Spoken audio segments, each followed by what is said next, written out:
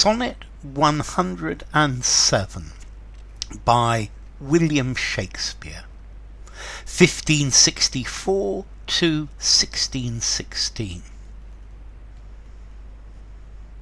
Not mine own fears, nor the prophetic soul of the wide world dreaming on things to come, can yet the lease of my true love control, supposed as forfeit to a confined doom.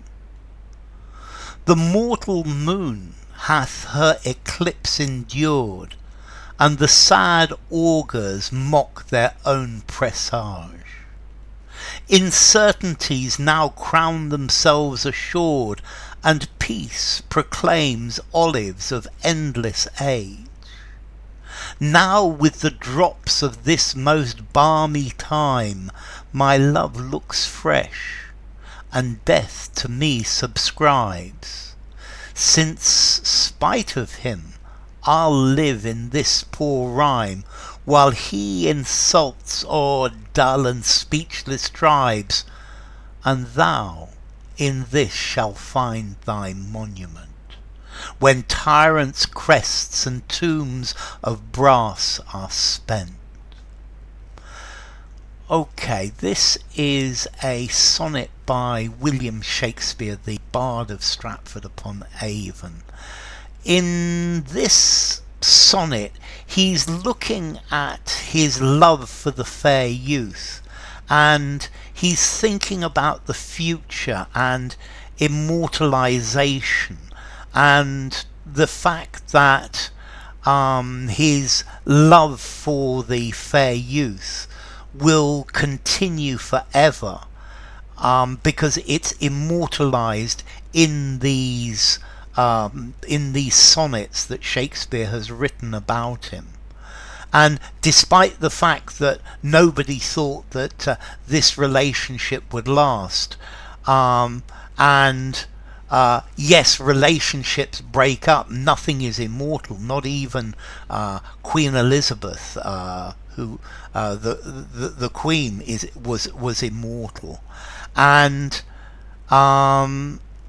that time is going to have to submit to Shakespeare's words, because Shakespeare's words are going to immortalize the youth, and their love, like this in his poetry, will last forever.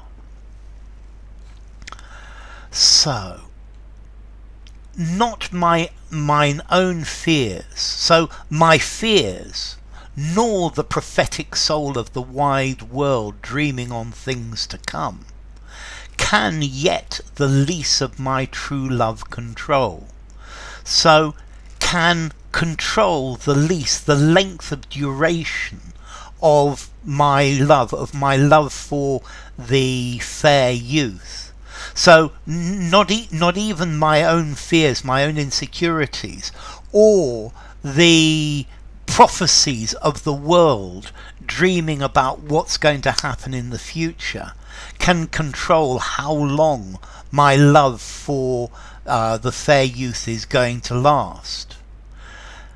Even though all of these prophecies, all of these people who know about it, supposed as forfeit to a confined doom, everybody supposed that my love for the fair youth would run its course and would finish, as do all love affairs, or as do many love affairs, where they become the love affair starts, it becomes strong, and then finally over time it wears out, and nobody can prophesy how long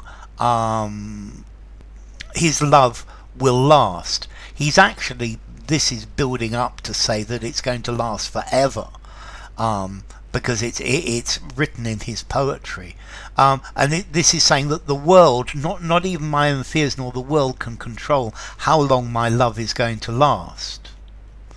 The mortal moon hath her eclipse endured, So I think here the mortal moon is referring to the death of Queen Elizabeth. She died in 1603, and this is very probably the time when Shakespeare was writing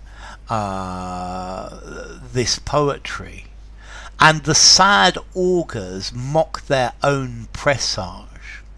So the queen, if the queen can die, if the queen can be eclipsed, can disappear, then he's saying here that nothing is immortal, not even Queen Elizabeth I, and even even she has been eclipsed, but the moon itself also can be eclipsed. And the sad augurs mock their own presage.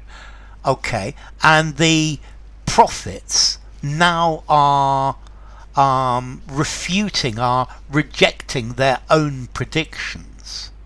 So maybe the people who are saying that his relationship will come to an end, the people who are suggesting this have now changed their mind about this prediction.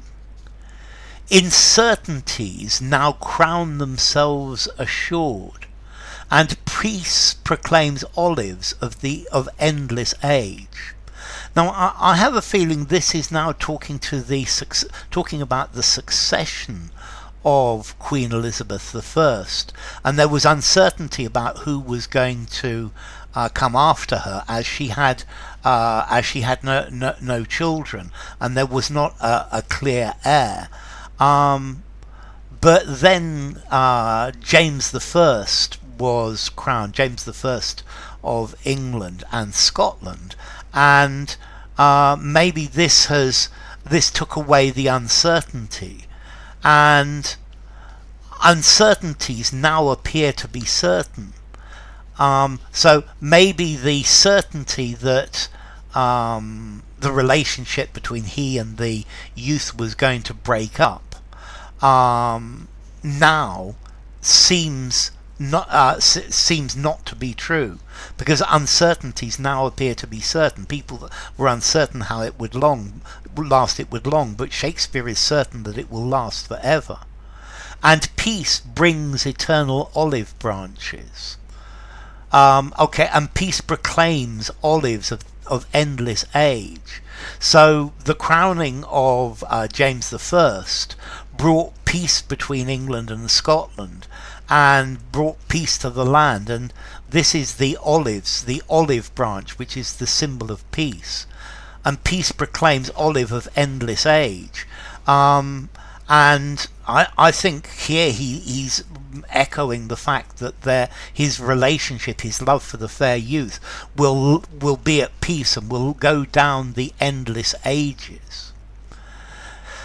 Now with the drops of this most balmy time, my love looks fresh and death subscribes to me. So now with the healing drops, I think this is like a lozenge or a balm. There's a balm used in the coronation, and I think there's still here the overtones of the succession of James I. And now their lives are in a balmy time, balmy with an L, not an R. And everything is calm, and my love looks fresh, and death subscribes to me. And my love for the fair youth, it's fresh, it's as fresh as it ever was, and death gives in to me, death submits to me, death subscribes to me. Since, spite of him, I'll live in this poor rhyme. So in spite of death, I will live on in my poor words, in my poor poetry. And this is what Shakespeare's saying all through this. I think this is the theme, that despite uncertainties, despite the death of the Queen, despite uncertainties about the succession, Shakespeare and his love for the fair youth will live forever in this poor rhyme, while death insults or dull and speechless tribes.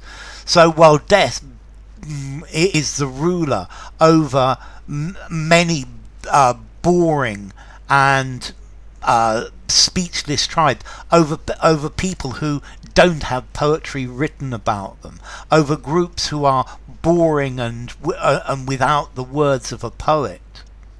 And thou and you, this is now to the fair youth, and you in this shall find thy monument, and in this poem will be your memorial, that you, the fair youth, will live forever.